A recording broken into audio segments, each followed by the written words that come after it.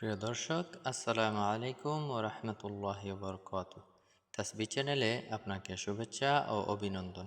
প্রিয় বন্ধুরা, আজকে আলোচনা করব কুরআনুল কারীমের 106তম সূরা সূরাতুল কুরাইশ এর তাৎপর্য ফজিলত সম্পর্কে।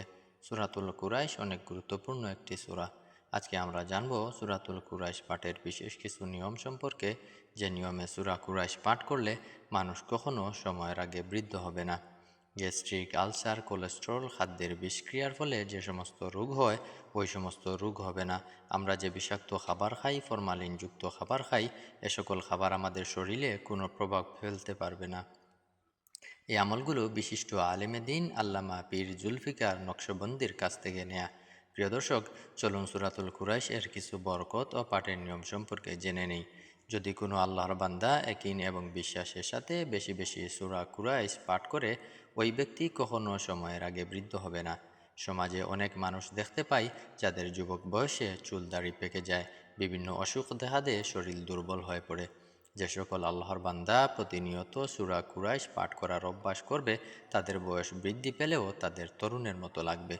কেউ যদি কোনো খাবার খাওয়ার পর মাত্র 5 বার সূরা কুরাইশ পাঠ করে, আগে এবং পরে একবার দুরূদ পড়ে, তাহলে আল্লাহ পাক রিজিকে বরকত দিবেন। ওই খাবার খাওয়ার ফলে পেট বড় হবে না, পেট বাহিরে আসবে না।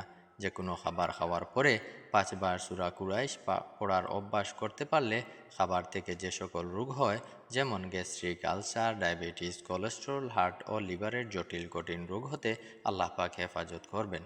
একটি গবেষণায় দেখা গেছে প্রায় 90% রোগ মানুষের পেট থেকে হয়। আমরা যদি সূরা কুরাইশের আমলটি করতে পারি, তাহলে এই 90% রোগ থেকে আল্লাহ আমাদের রক্ষা করবেন।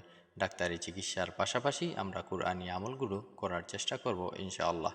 বন্ধুরা, প্রতিদিন এরকম ভিডিও পেতে তাসবিহ চ্যানেলকে সাবস্ক্রাইব করে পাশে থাকবেন। ভিডিওটি ভালো লাগলে লাইক এবং কমেন্ট করবেন। বন্ধুদের সাথে অবশ্যই শেয়ার করবেন। দেখা হবে পরবর্তী ভিডিও নিয়ে। আসসালামু আলাইকুম ওয়া রাহমাতুল্লাহি ওয়া বারাকাতুহু।